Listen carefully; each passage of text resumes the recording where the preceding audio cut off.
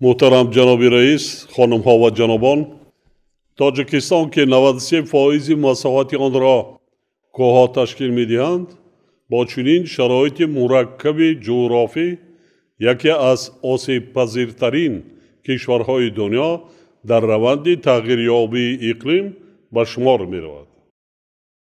پیرک‌های ما با شدت آب شده، ذخیره‌های آب روز به روز محدود گردیده ایستاده‌اند. سیل آبخیزی، خشکسالی و دیگر پدیده‌های هیدرومتئورولوژی پی در پی افزایش یافته همه ساله به اقتصادیات کشور خسارات زیاد وارد می‌نمایند و با این وسیله با سعی و تلاش‌های ما جهت دسترسی به رشد استوار مانع ایجاد می‌کنند. وابسته به این می‌خواستم بار دیگر تأکید نمایم که تأثیر مستقیم تغییریابی اقلیم به ذخیره‌های آب به طور واضح به نظر می‌رسد و این مسئله باید در مرکز دقت جامعه جهانی مخصوص رهبران دولت‌های اعضای کنونسیون قالبی تغییریابی اقلیم قرار داشته باشد. با استفاده از فرصت می‌خواهم پیشنهاد تاجیکستان را عاید به اعلان نمودن سال 2025 همچون سال بین المللی حفظ پیریخ‌ها و تعیین سنه مشخصی روز جهانی حفظ پیریخ‌ها بار دیگر تاکید نمایم. تاجیکستان از جامعه جهانی جهت تأسیس دادن بنیاد بین المللی حفظ پیریخ‌ها که در دایره آن ما توانیم مشترکاً تلاش و ذخیره‌هایمان را جهت اقدامات عملی برای حفظ پیریخ‌ها همچون منبع اساسی آب صاف سفربر نماییم بارها دعوت به عمل آورده است.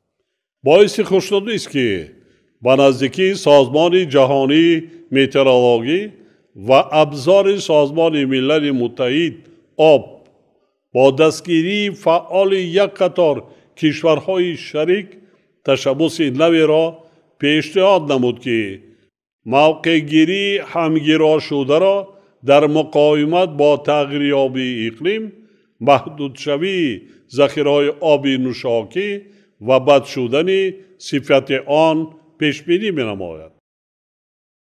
تاجیکستان با مقصد پورا گذاشتن به اداره همگرایانه ذخیره‌های آب با تأکید خاص به استفاده عاقلانه و ثمرناک ذخیره‌های آب در سطح ملی و منطقوی من بعد نیز سعی و تلاش خواهد کرد.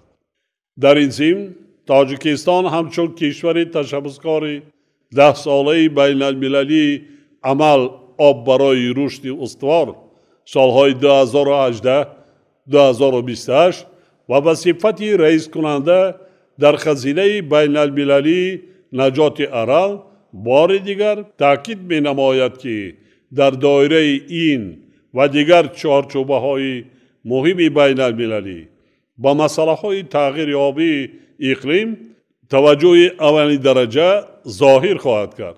خانم ها و جنابان، در برابر این می خواهم ذکر نمایم که سهم کشور ما در پیشگیری از روند گرمشوی مثبت ارزیابی می گردد، زیرا حصه تاجیکستان در حجم گلوبالی پرتوها در سطح پسترین قرار داشته همگی 0.1003% را تشکیل می دهد. با وجود این تاجیکستان در چارچوبه سازشنامه پاریس اختیاراً عهده‌دار گردید که حجم پرتو گازهای گلخانه‌ای را از 80-90% سطح سال 1990 زیاد نکند. در صورت مساعدت جامعه جهانی این رقم می تواند تا 65-75% نشان دهنده ابتدایی کاهش داده شود. کم کردن حجم پرتوها به فضا اساساً از حساب ادامه دادن استفاده منبع‌های بزرگی انرژی تجدید شونده بخصوص هیدروانرژیتیکا و انرژی آفتاب میسر خواهد شد. استفاده همگرایانه این دو نوع نیرو میتواند نه تنها به افزایش استحصال انرژی از لحاظ اکولوژی تازه تجدید شونده بلکه به استفاده عاقلانه ذخیره‌های آب کشور نیز مساعدت نماید. با در نظر داشت سعی و تلاش‌های جامعه جهانی جهت دسترسی به سطح صفری پرتوهای گلخانه‌ای ما نیت داریم که اقتدارهای خود را عاید به استحصال انرژی سبز تا سال 2050 دو برابر افزایش دهیم.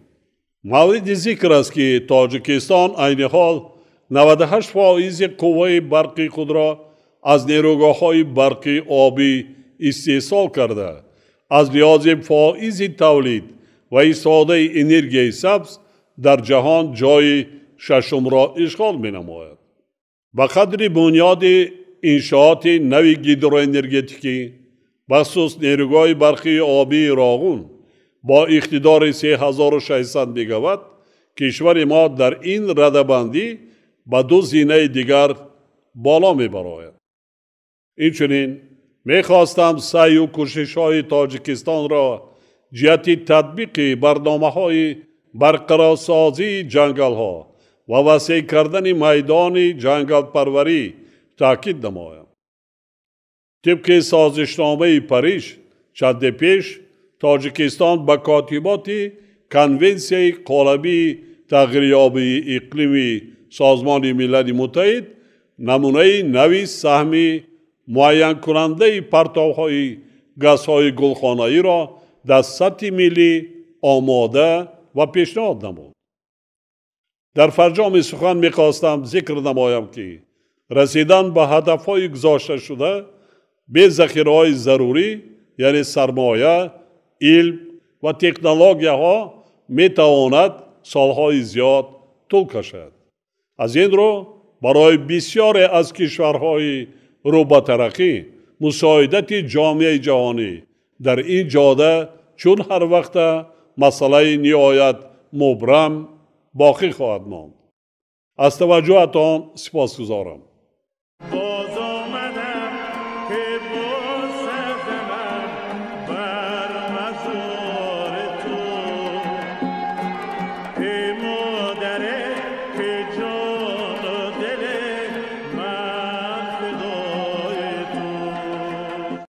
کانال ما در سامانه یوتیوب هم نوا ابونه شو و از ویدیوهای نو با خبر باش.